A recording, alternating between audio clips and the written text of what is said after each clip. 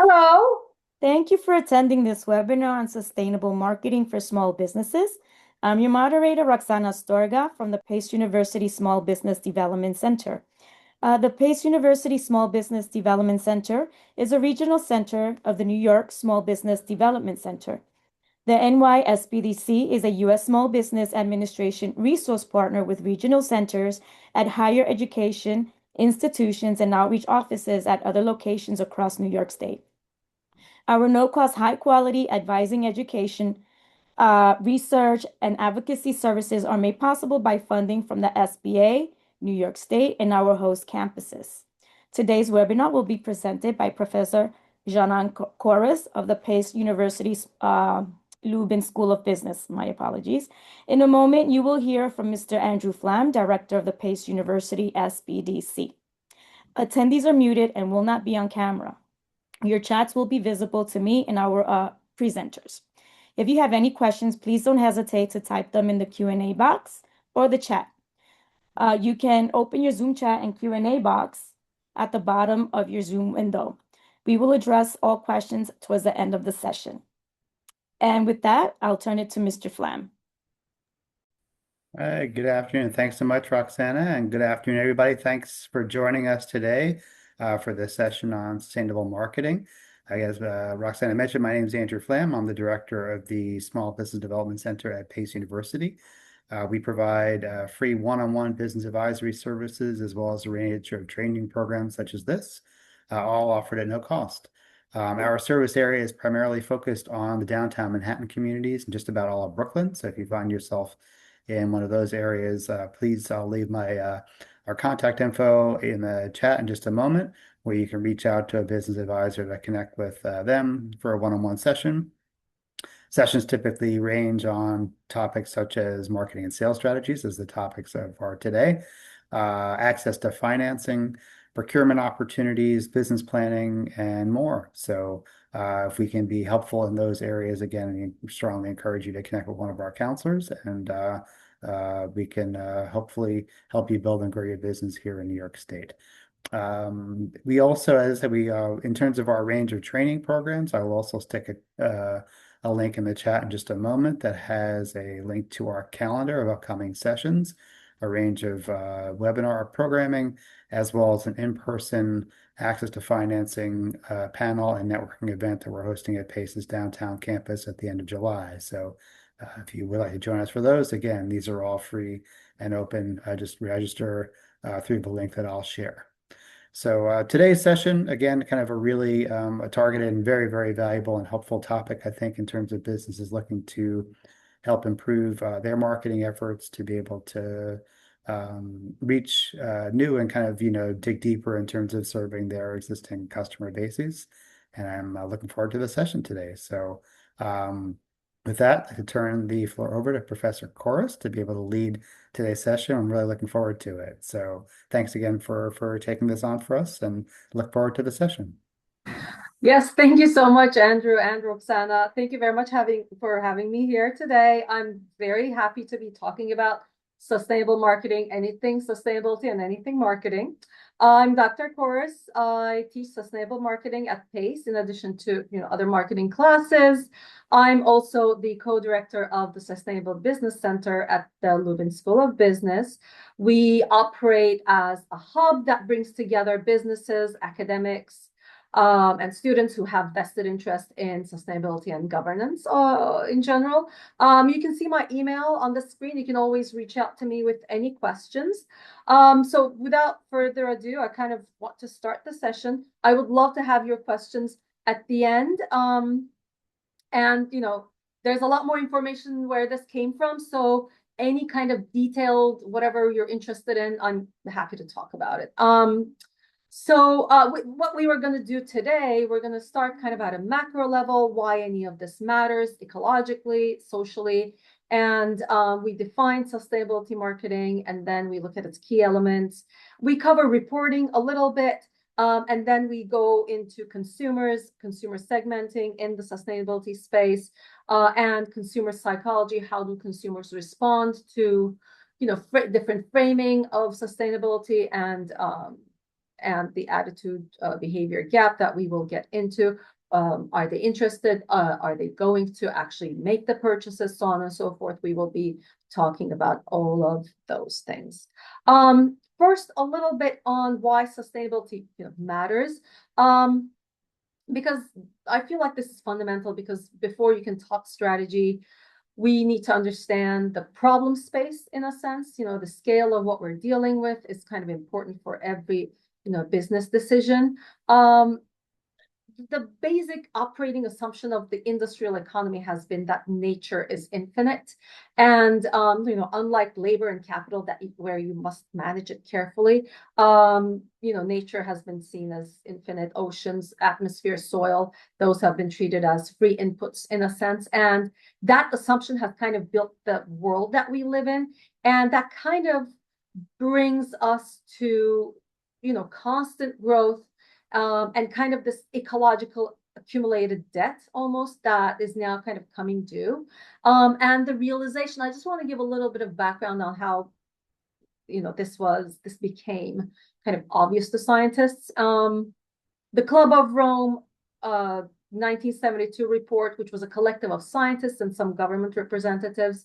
The project Limits to Growth was the first serious attempt to model what happens when a finite planet is subjected to infinite growth logic. So their conclusion was, if growth in population, industrial production continues at this rate, right, at then current rates, Earth system would not be able to cope with much of it beyond 2100, right? That was the kind of the warning bell. And that was 50 years ago, and many of their projections have held. And that's why we are pushing for this today still, right? So that's the beginnings. The Birdland Commission 87 gave us the definition that most of us still use. Sustainable development is development that meets the needs of the present without compromising the ability of future generations to meet their needs, right? So that kind of is the ethical foundation that kind of everything we talk about rests on. And that kind of brings us to that gap. We know what's going on, right? That gap between knowing and acting. And that gap kind of is exactly what sustainable marketing usually tries to close.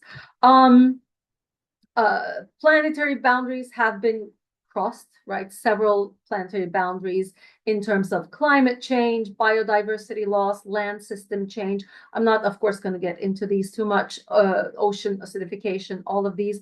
And this affects supply chains, insurance markets, infrastructure, migration patterns globally. And kind of the concept of tipping point probably makes it a little bit more, urgent. The idea of permafrost, the frozen ground, right, melting, it releases more methane, which causes more warming, and which melts more permafrost. And these feedback loops kind of are not linear, they are exponential. And once triggered, they're really difficult to stop, right? Or reverse. So marketers, the takeaway is that the physical context of business is ever changing, and companies kind of need to account for that, right? So all of that is going to be extremely important for us. There's also the flip side of this, of course, from a social perspective. So the planetary boundaries describe the ceiling we can't reach, we shouldn't reach, and not the minimum for each human to survive with dignity. And for that, we look at a second framework, one of the better known frameworks. There are many frameworks out there. Kate Raworth's donut model is one of the most kind of usual. It's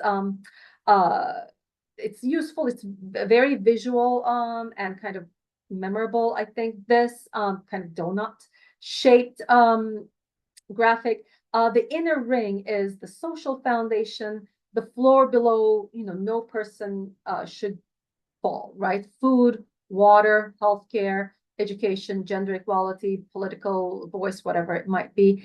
And the outer ring is as you can see here, is the ecological ceiling, the planetary limits.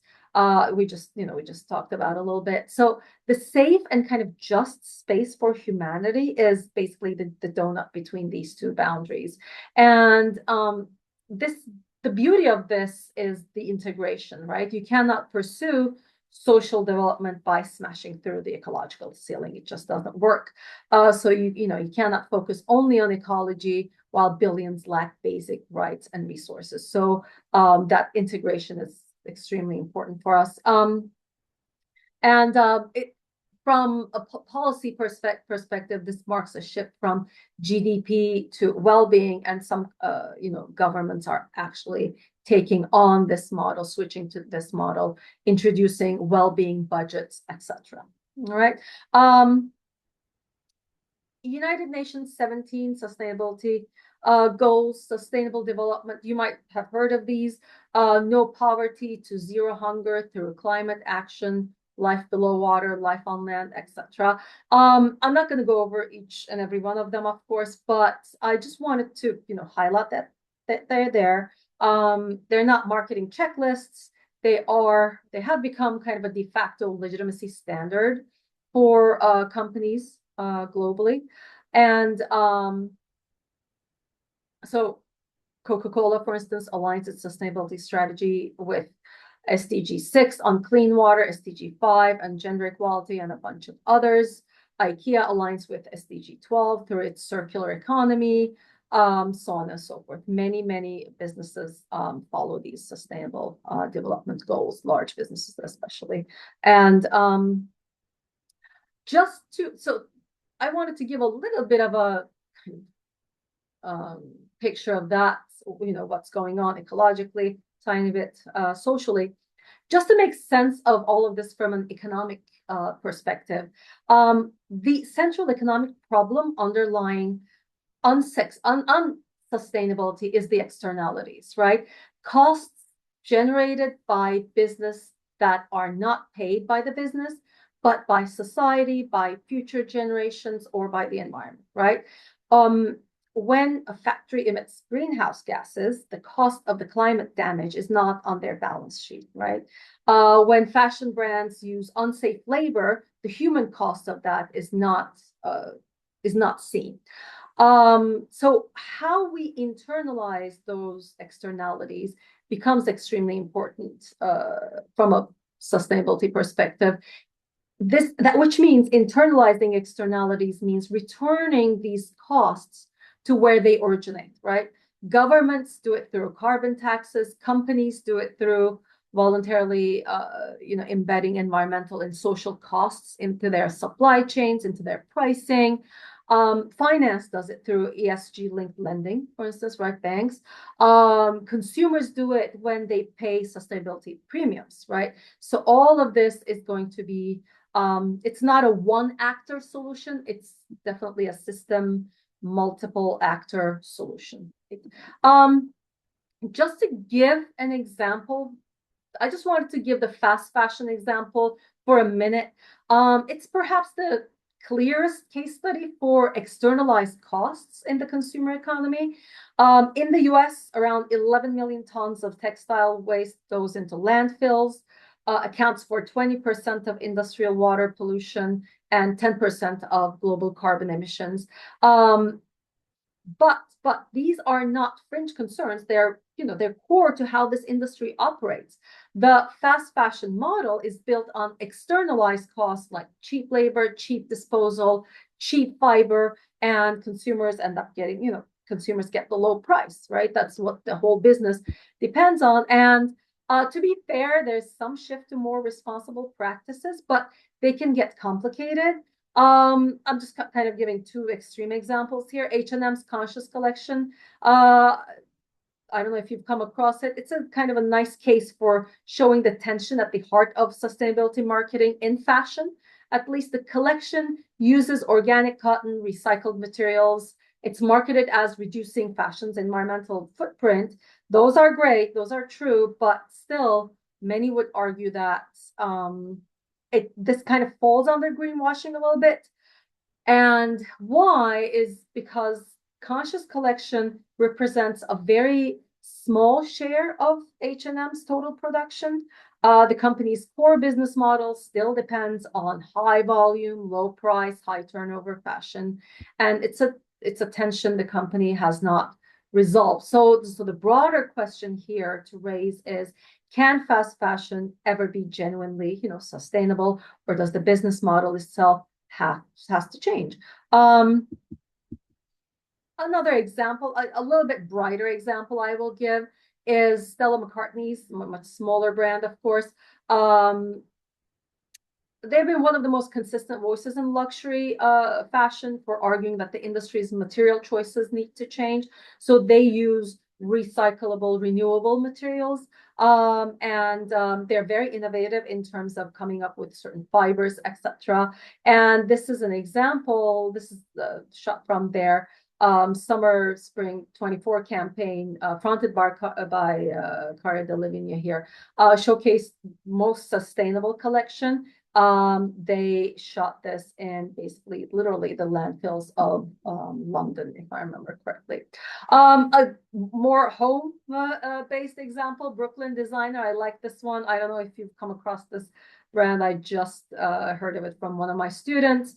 Daniel Silverstein builds this entire collection from pre-consumer fabric scraps that New York City garment factories would otherwise just send to landfills. And he pulls them together, stitches them together, these small scraps into patchwork fabric, etc. So kind of zero waste, Daniel is the name, built into the business model from day one. I mean, contrast that, of course, to H&M's, very like cosmetic solutions, right? So I'm going to get into sustainability marketing, what it is, and how we approach it. Essentially, sustainability marketing is about building and maintaining sustainable relationships with customers, society, and the natural environment, right? Four things that we usually look at that are fundamental to it is a long-term focus. This is not about lasting, this is not about quarterly transactions. It is about lasting relationships. It's also the whole organization needs to commit to it. Marketing can't be sustainable if operations, supply chains are not aligned, finance are not aligned, right? So it has to be a long-term focus. It has to be the whole organization that's committed to it. A genuine market orientation, which basically means look at what the consumer wants, obviously, and not just today, but how their social and environmental expectations are evolving. So again, kind of a long-term view of the consumer as well. And fourth is, it's going to be systemic thinking, a little bit higher up thinking, not just the micro impacts of your product, but the macro socioeconomic, socio-ecological systems that your industry affects overall, right? One pretty good example of this. Oh, I don't know why it happened like this. Sorry, this is Unilever's sustainability living plan. I'll just give a little overview of it without, letting you look at the messed up slide. I don't know why it turned out like that. Unilever's sustainability living plan. It's a pretty decent example, as I was saying, when their kind of legendary CEO, Paul Polman, came to power. He launched this plan to embed sustainability throughout the company and throughout their long-term strategy. So it aims to reduce environmental impact and improve the health and well-being of their consumers, of course, and source raw materials sustainably for a long time. And they back these goals by cutting emissions and water use, supporting fair trade. Brands like Dove, Ben & Jerry's, Lifebuoy soap, I don't know if you've heard of that, does hygiene campaigns still in developing countries. These they show a company that can combine profitable growth with environmental and social responsibility. Oh, it's good now for some reason. That's interesting. Okay, so this was originally the slide. I know it looked weird before. All right. So a little bit on marketing ethics in sustainability. Integration means that ethical questions need to be taken seriously ethical questions in marketing are going to be related to price issues, related to discrimination, exploiting vulnerable consumers. Some of them are going to be related to promotional issues, deceptive ads, targeting children, targeting vulnerable consumers, etc. We're going to talk about all of those. And probably,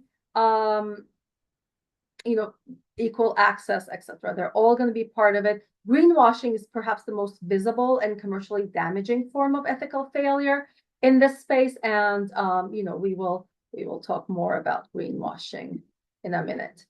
A little bit on the principles of sustainable marketing. We talked about long-term goals. Social responsibility is also going to be pretty important. It means going beyond profit to contribute to community well-being. Demonstrating values means showing your values in action. Broader mission, aligning business goals with societal needs. Ethics, like we talked about, and resource transparency are usually, being genuinely open about where your materials come from, are all going to be kind of an important part of what we think of in sustainable marketing. I just wanted to also say that the global context of sustainability marketing is somewhat important in the sense that we want to know that Europe is kind of the heartland of sustainability marketing. A lot of legislation comes from Europe, but the major revenue generator is North America. Of course, we will talk about the LOHAS consumers, where they are focused on sustainable living, and that's close to 300 billion in segment, and state level sustainability legislation is still going strong. And Asia Pacific has the fastest growing middle class usually, and it's the world's largest manufacturing hub. So there are several big pushes politically as well as culturally for sustainable solutions in this space as well. I will talk just a little bit about reporting, sustainability reporting. 99% of large companies publish sustainability info, and increasing legislation is coming through in this space. There are different reporting frameworks. I'm not going to go through all of them. I just wanted to just highlight that they exist. GRI, this is the Global Reporting Initiative. It's most widely used, and it's very broad, stakeholder centric, etc. So when Coca-Cola reports on water usage, right, it focuses on communities and ecosystems, etc. in this one, right? In SASB, the Sustainability Accounting Standards Board, that takes an industry specific approach, right? So what's financially material to the investor? So when Coke uses SASB to report on water, the focus shifts to production costs and operational risk from water scarcity, etc. Right? Still kind of the same issue, but different framings of it. They're just kind of answering different questions. The Task Force on Climate-Related Financial Disclosures and the International Sustainability Standards Board. These are also reporting frameworks, but they're a lot less used. So the main ones are GRI and SASB. So traditional reporting, moving on to integrated reporting, which essentially means that we are now reporting not only separately for different audiences, what the company looks like financially, is it healthy, and sustainably, is it healthy, right? They are now integrated together, right? So that seeks to resolve that issue of sometimes that financial health and sustainability kind of health could be in tension, and integrated reporting kind of addresses that issue. If you are interested in becoming a certified B Corporation, this is usually how a lot of small to medium businesses signal that they're doing things right. A B Corp is kind of a purpose-driven company that aligns the interests of their shareholders and stakeholders, and they maintain a high level of environmental and social performance. The process has several steps. You have to do an independent assessment of your social and environmental performance and accountability. And then if you score high enough, you have to incorporate those into your governance. And then every 3 years, you have to get reassessed, right? So it's a lot of, privately held small and medium businesses, are B Corps. But the movement is also gathering interest in large public firms like Danone, Patagonia. These are also larger, B Corp firms. Again, kind of a shout out to one of the local businesses. I don't know if you've heard of this one, Ava, New York City. This one scores so high on B Corporation score that I had to give it as an example. It scores like double the average of its industry. And it kind of reflects a third-party verification across employees, governance, community, environment, and customer practices. So it's very transparent. And it's kind of a nice, credible signal for everyday consumer brands, kind of willing to do the work like this one. It's a local one. That's why I wanted to give it as an example. A little bit on the sustainable consumer. So we're getting a little bit more into marketing territory now, right? So sustainable market segmentation is essentially, it's important to talk about it because segmentation and consumer profiles are quite diverse, right? There's the sustainable consumer, right, as a single profile. There's huge diversity in motivation, capability, behaviors of consumers who care about sustainability or don't care about sustainability as well. Your strategy needs to kind of reflect that. And the core insights that we are looking at here, we will talk about LOHAS, lifestyle of health and sustainability. That's the kind of the best known framework for sustainable segmentation. And there's also the Roper Green Gauge, and I'll talk a little bit about voluntary simplifiers as well.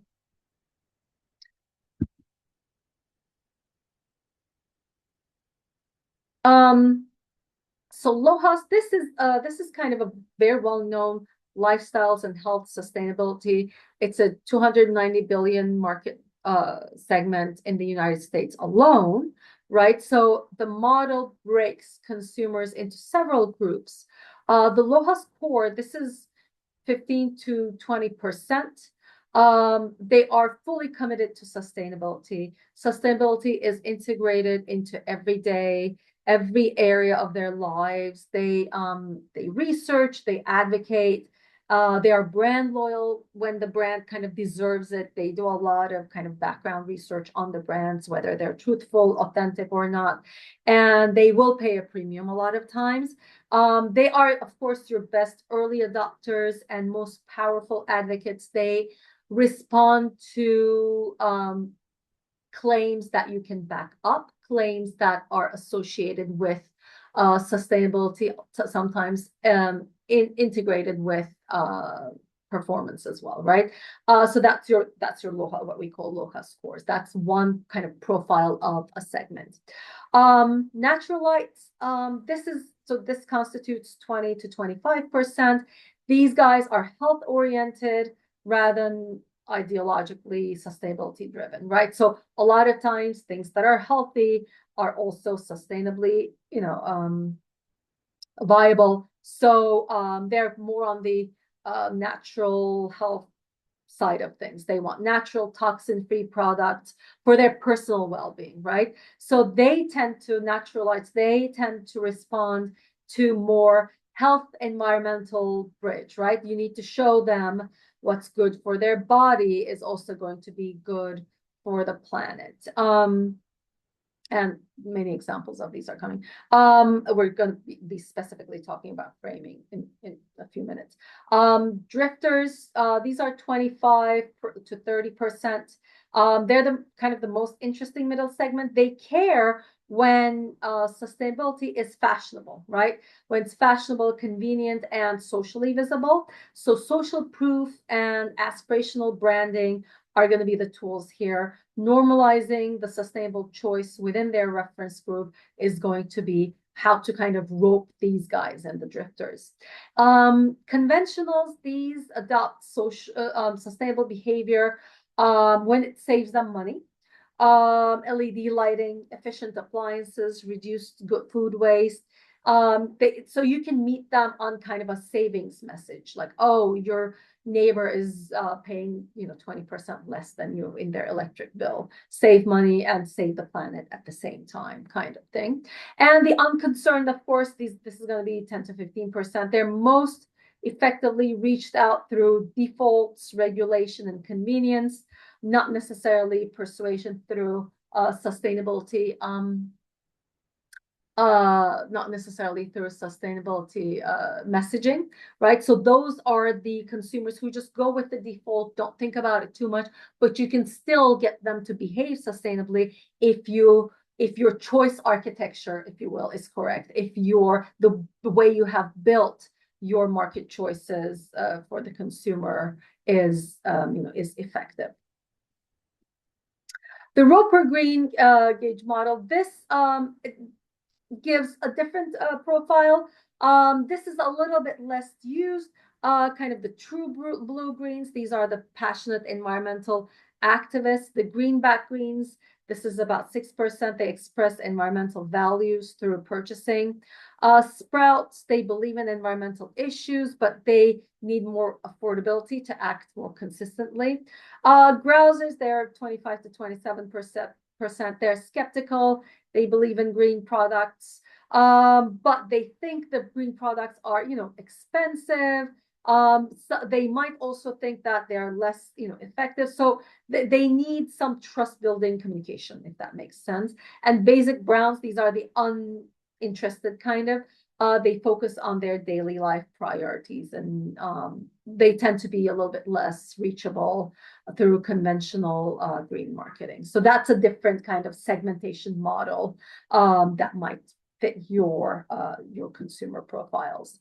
I also wanted to talk a little bit about voluntary simplifiers.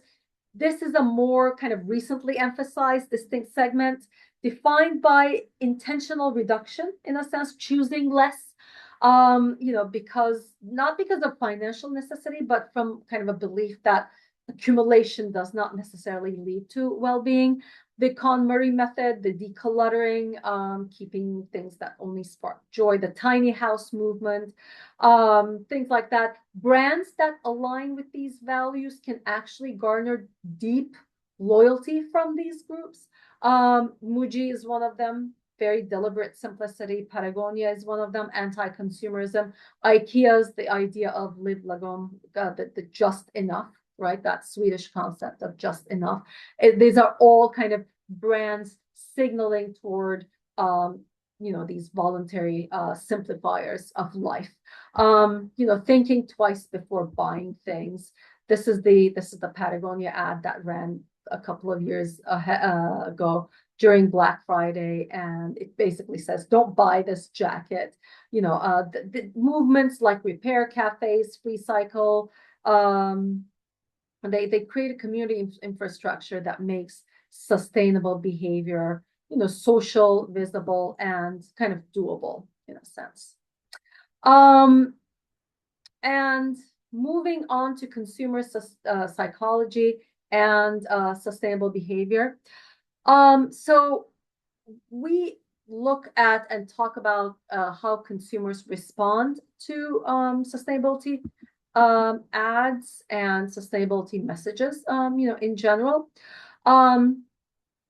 Perhaps the most kind of troubling, right, issue is the attitude behavior gap. The attitude behavior gap, it's very well documented, right? And it's very frustrating in a sense, right? Phenomenon in the sense that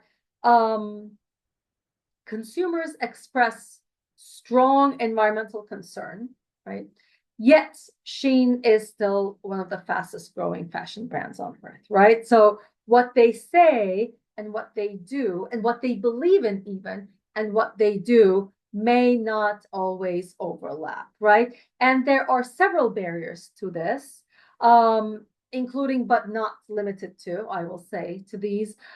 Price is going to be one of these. Sustainable products frequently cost more upfront, right? Even when life cycle costs end up being lower. That's why that's why the sad thing sometimes is those who are more well off are higher on the economic echelon are able to afford them and also eventually save money as a result of it, right?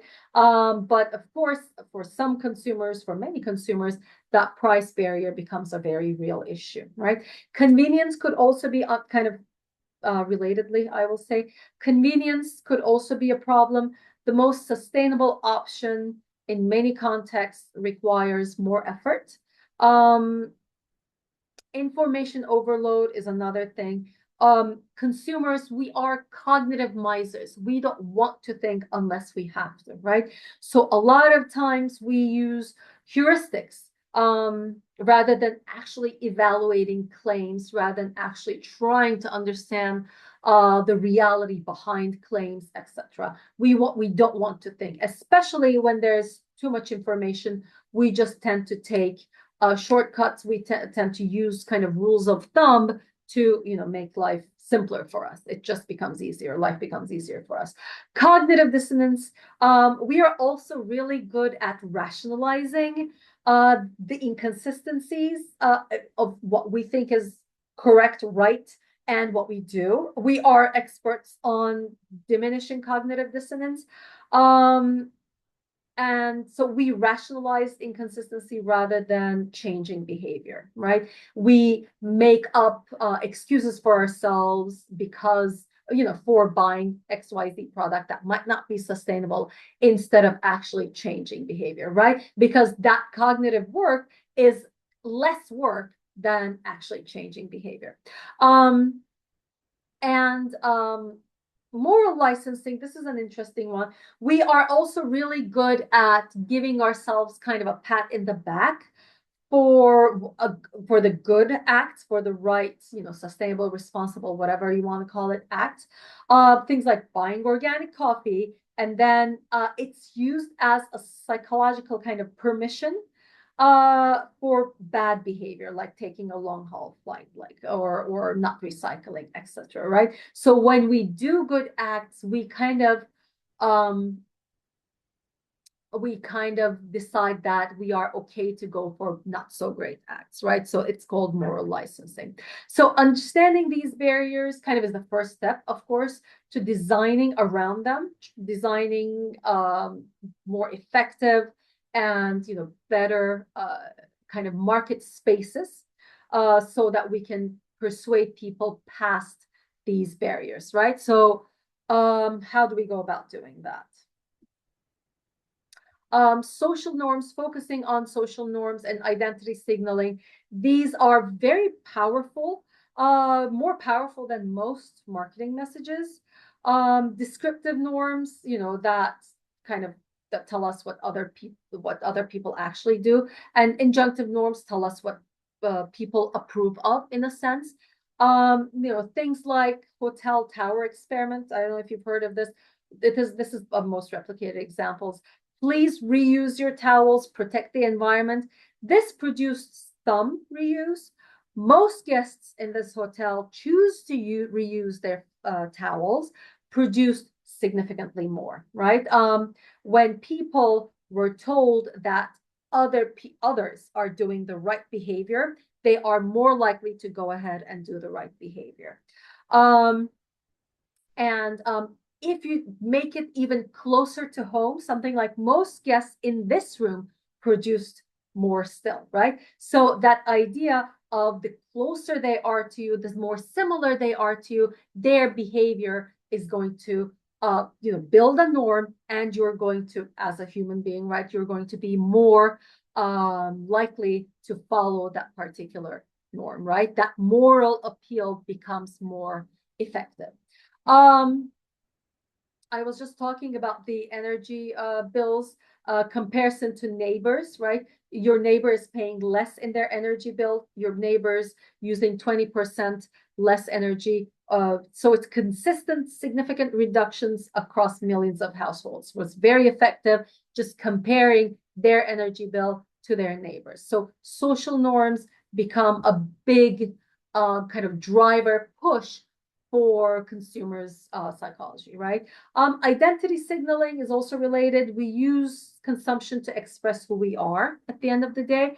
And sustainable products spread fastest when they are also socially desirable. So the question, becomes then, sustainable marketers should ask is not just, is this product good for the environment, but more like, is this product something that people will want to be seen choosing, right? And kind of a neat example of this is, I don't know if you've seen this, Lacoste Save Our Species campaign.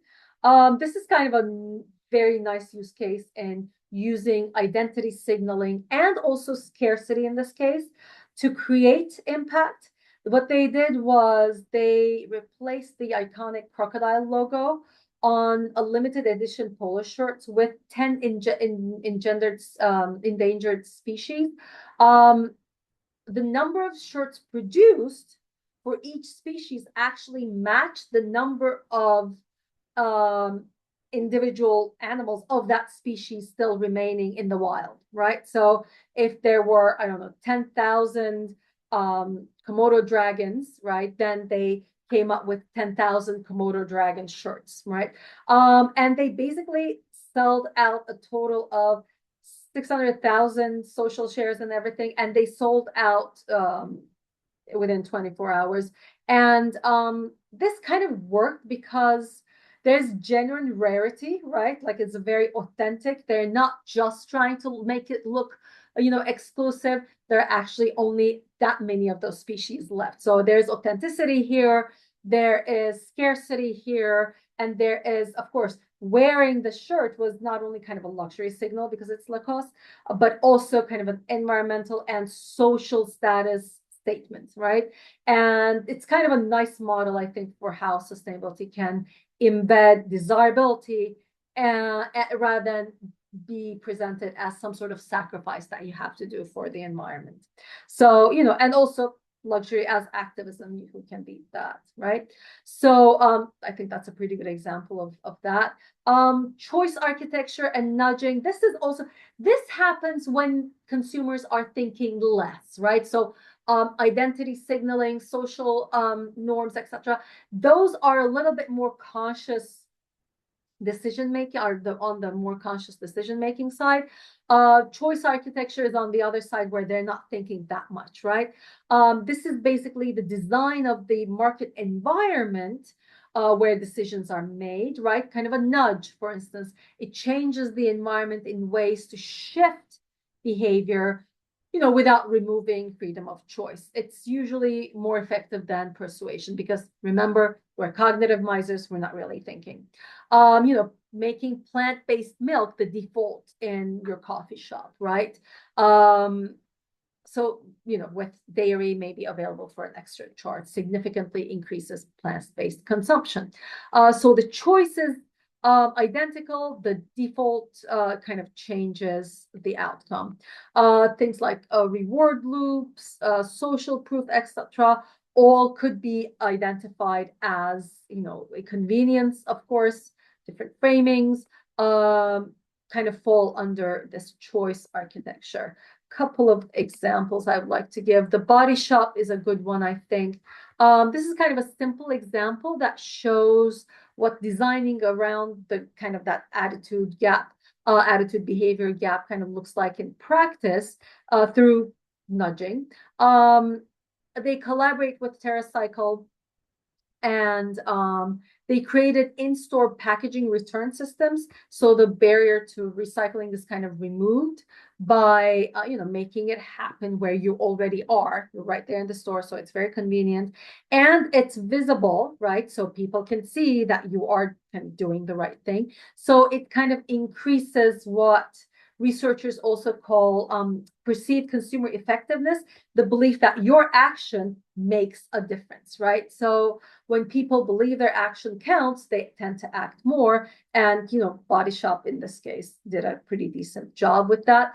I also like this example, Hellman's Make Taste, Not Waste. The framing is, of course, completely turns around to rather negative and gloomy messages. It's more positive.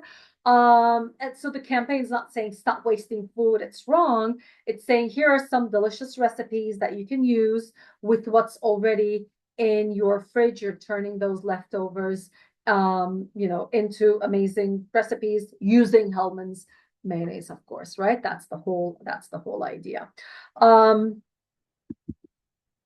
Timberland's Plant the Change. This is, I'm sorry. I want to go back. Is another good example of this. Every pair of boots sold contributes to global tree planting. Perceived consumer effectiveness through tangible tree count. I am doing this behavioral change as the consumer. I'm purchasing these, and here are the X number of trees that are, that are being planted. So it's very tangible, and it increases your sense of, okay, I'm being useful, I'm being effective. Max, you bring 6 empty containers and you get 1 free lipstick. This is kind of nudge-based recycling. There's an immediate reward. We as humans love immediate rewards, and it's very much the opposite of the long-term view. Usually, you are looking at when you're looking at, green messages. So this is another good one. Immediate rewards are quite effective.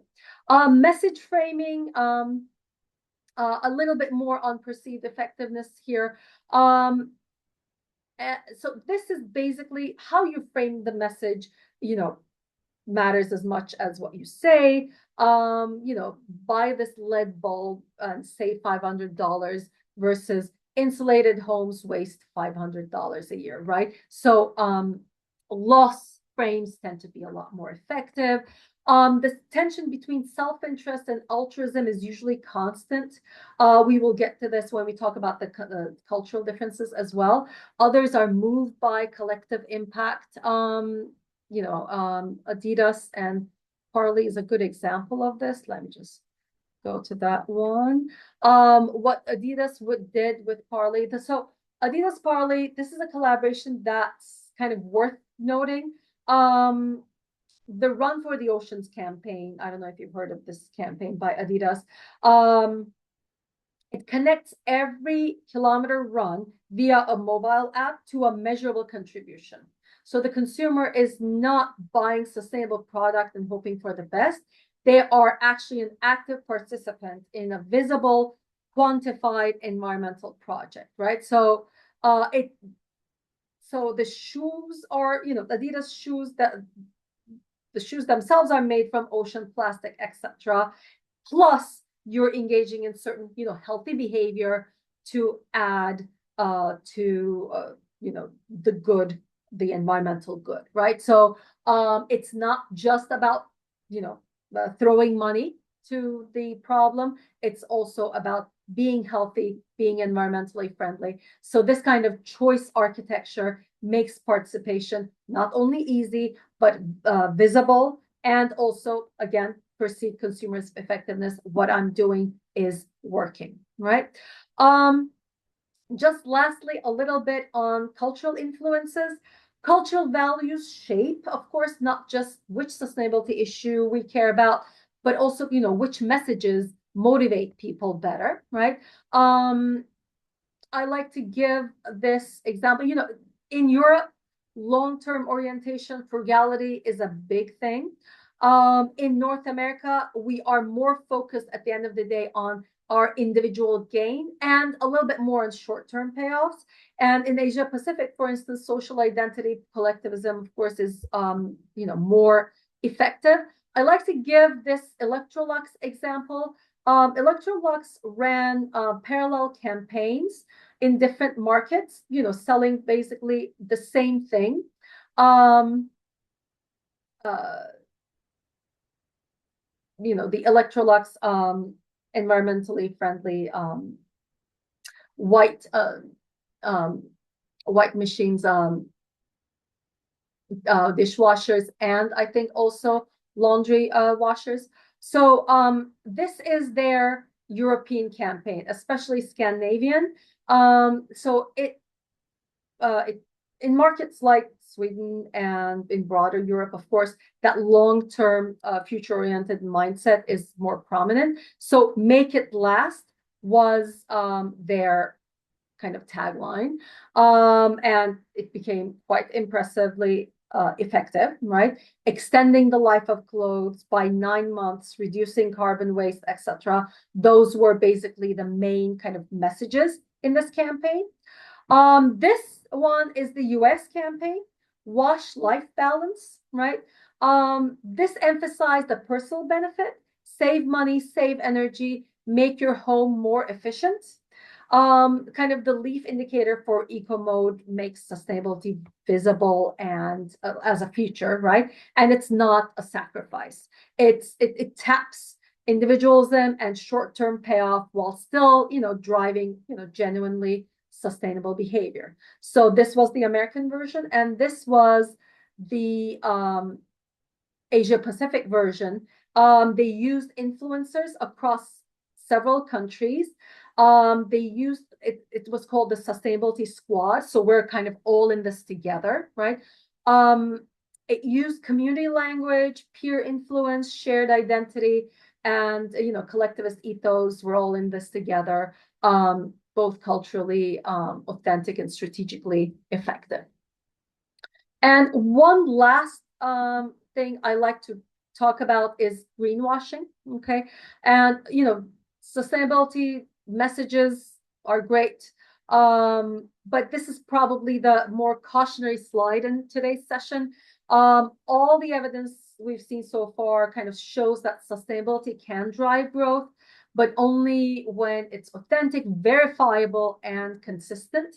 And when companies cross the line into greenwashing, the consequences kind of extend, far beyond reputation. It can erode consumer trust, shareholder confidence, regulatory issues, legal issues, of course, follow as well. So misleading, exaggerated environmental and social claims is what we refer to as greenwashing, when a company's marketing suggests more, right? Suggests it's walking the sustainability path more than it really is, more than its actual actions, right? A couple of examples of this exist, of course. Beyond Petroleum campaign, beyond the deep, particularly after the Deep Horizon oil spill, the company rebranded with bright green imagery, yet less than 4% its capital was actually going into renewables. And that gap was so glaring that environmental groups launched counter campaigns. It's kind of a classic example of how storytelling outruns, substance. The Volkswagen's clean diesel scandal. This wasn't even a vague claim. This was outright fraud. Ended up in about 30 billion in fines, actually. The company promoted fuel efficiency and low emissions while it was secretly installing defeat devices. You must have heard of this one. And then, of course, modern day micro greenwashing, when fast fashion or food brands label products as carbon neutral without clear accounting of recyclable, when only part of the packaging qualifies, for instance, right? So this is essentially mainly to say that in sustainability, credibility is kind of the currency, right? Marketing can amplify the truth, but it's not there to replace it, right? So when trust is broken, even the strongest growth story can collapse. All right. That concludes what I have to say today. Thank you very much, guys. Any questions that I might be able to answer? Yes, so I do have one question from Jorge. The question is, can small businesses, single member LLCs certify as a B Corp? Yes, they can. I can, whoever's interested, if they reach out to me, I can provide them with kind of guidelines to B Corp. And I may also be able to connect them to someone who might be able to help them with their B Corp kind of application. Yeah, there are several steps. It's not an easy process, right? But it's definitely doable. Yeah. Okay, yeah, so that was the question we had so far. The other one, I'm not sure if it's a question, but they mentioned from Latoya, what activism? It would have been true activism, in my opinion, if they donated a portion of the proceeds to the habitats, housing / caring for these animals. Oh, Lacoste? Yeah, they did. Yeah. They did, but also, I mean, I I would not call anything that many of the big corporations are doing true activism. In my personal opinion, true activism is when you are doing purely for the sake of whatever the social benefit is or the environmental benefit is. But here's the thing, there's never going to be true activism when it comes to corporations, right? So you have to have a financial angle, especially when you're talking about larger corporations, right? Smaller corporations, they might be driven purely by, your personal values, but still you have to make money. But I don't think larger corporations have to answer to shareholders, they have to show profits, etc. So at the end of the day, the appeal has to be financial. That's why we kind of turn to, especially in the zeitgeist, right? We turn to consumers want this, they vote with their wallets, etc. Because it's true, right? People care about it. A lot of people are willing to pay the premium, etc. And when you do, there's a positive premium, and also there's a when you do things wrong, that negative backlash can be really great, right? So that kind of, at the end of the day, still, I think financial logic is what's going to be driving businesses in the long term. Yeah. Activism, I agree with whoever made that comment. I mean, of course, in the space of sustainability marketing space, sure, we refer to it as like, oh, brands activism, etc. But that's brand activism, right? That's not like true social environmental activism the way NGOs and true believers think of, right? But at the end of the day, from brands, if we want to get whatever we can get, right? So these are kind of the paths, the best practices in a sense to be able to kind of nudge them, if you will, toward those positive practices. I agree with whoever commented. Yeah. Okay, the next question is from Dr. Veronica Bruns. Is B Corp an over-engineered and costly framework for most small businesses to evidence how they are integrating the multiple pillars of sustainability? What are practical alternatives? B Corp does get a lot of as I said, I can provide these guidelines. I'm not a B Corp expert per se, right? But I will tell you that it does get criticism in a sense, especially with B Corp status being granted to certain, Nespresso is an example of this, right? To certain larger brands. And those larger brands are not necessarily doing kind of the in a sense, the more genuine good work that that might be environmentally kind of friendly. There are many other certifications. Here's the thing. One thing that you would decide is, do I actually, as a small business, do I actually want to pay money for a third party verification, right? Because that's kind of a big decision to make, right? There are many other sustainability certifications, right? B Corp is one of them. There's Living Wage Foundation. It ensures employees and contractors are paid a real life, living wage. Roundtable, RSPO, I think, Roundtable on Sustainable palm oil, that's very specific. The vegan trademark, that might be something that's, useful if you are in that space.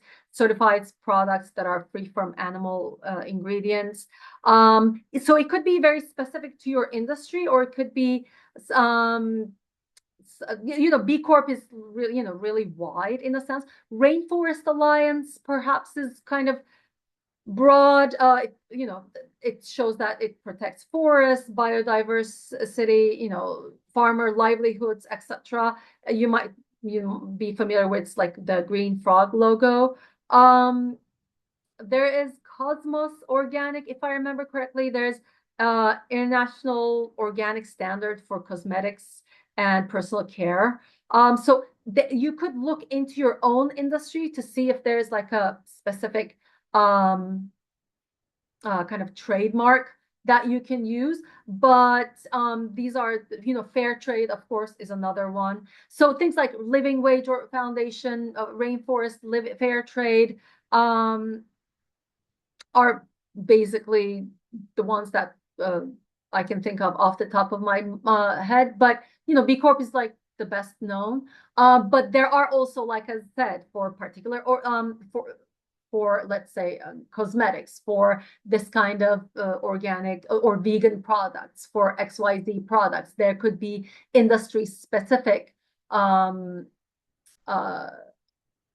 things that you might be able to, certifications that you might be able to get if you don't want to do B Corp, right? It's not, that's again, I don't want to say something to kind of mislead you. I do have the B Corp kind of the guidelines if you're interested. But also they also have a New York office with quite friendly people that you can reach out and just ask about whether what they think are the benefits and the cost. And there's always a trade-off. But I do agree with the Veronica, I think Dr. Veronica, that it has garnered some criticism especially because it's been kind of giving out B Corp status to companies that many people did not think that they were doing things the right way fully. Yeah. I wanted just to jump in real quickly, just to be, first of all, thank Professor Korres. Just noticing time. I just wanted to check first with you whether you had a few more minutes if we had any other questions, but I wanted to be respectful of your time, respectful of your time and all of our attendees today. Just some quick takeaways for me, I think, in terms of just some of the key marketing components, the B Corp aside. I mean, there are methodologies in terms of how you promote your business, and there are opportunities. And I was really taken with a lot of the examples that you referenced with regard to how you're couching, your business and how it ties into, the various means of sustainability. So I think, certainly, major corporations, this is relevant, but for, I think there was a question from a sole, operating individual who's running a business, to one, person businesses to very small businesses, there are still ways for you to build this into how you market and how you promote who you are, what you do, and why customers should choose the products and services that you offer. So, just as a quick, pitch for our own services, I guess if there are ways that we can help you kind of dig more deeply into this as your own marketing and sales strategies, please again do reach out to us to arrange a one-on-one session with one of our business advisors. all of our services are offered at no cost. So just wanted to jump in, kind of throw that on real quickly. And thanks again, Professor Korres, for leading this session. Roxana, do we have, I think I saw maybe we have one or two more questions and then maybe we'll wrap up for today. No, those are the last questions. Oh, okay. Mhm. Cool. Okay. Excellent. Perfect. Thank you so much for having me. This was a pleasure. Thank you so much. Thank you, Professor Jeanan Korres. And I want to say thank you to everyone who joined this webinar today. When you close the webinar, you will see a survey on your screen. We kindly ask you that you answer and give us feedback and let us know about today's session and other topics that you would like to see in the future. With all that said, thank you and have a wonderful rest of your day, everyone.